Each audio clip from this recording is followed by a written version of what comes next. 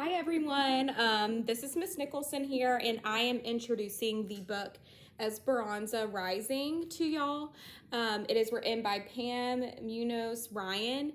In our school library, it is categorized as realistic fiction, but this also can be set as a historical fiction book as well.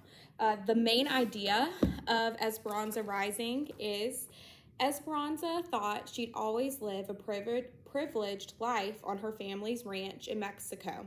She'd always have fancy dresses, a beautiful home filled with servants, and Mama, Papa, and Abuelita to care for her.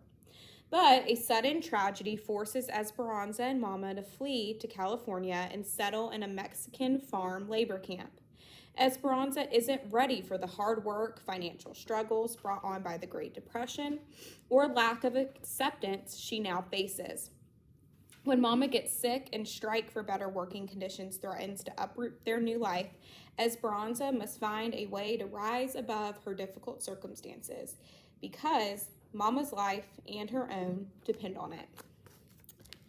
And for the first chapter of this novel, it is set in Mexico in 1924. Our land is alive, Esperanza, said Papa, taking her small hand as they walked through the gentle slopes of the vineyard. Leafy green vines draped the arbors and the grapes were ready to drop.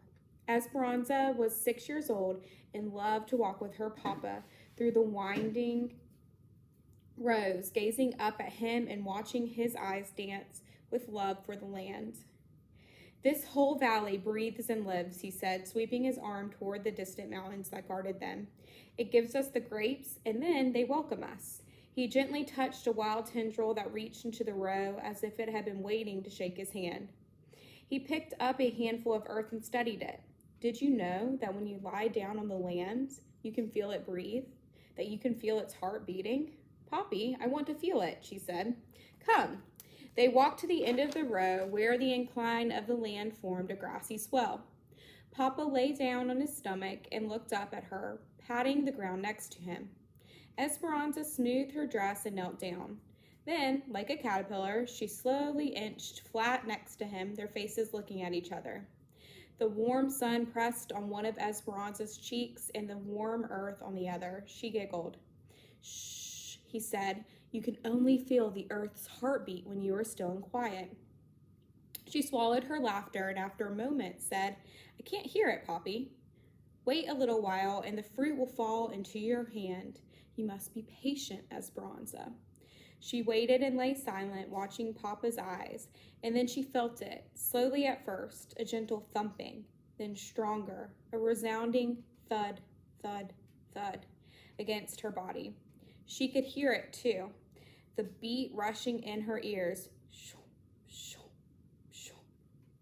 She stared at Papa, not wanting to say a word, not wanting to lose the sound, not wanting to forget the feel of the heart of the valley. She pressed closer to the ground until her body was breathing with the earth's and with Papa's, the three hearts beating together.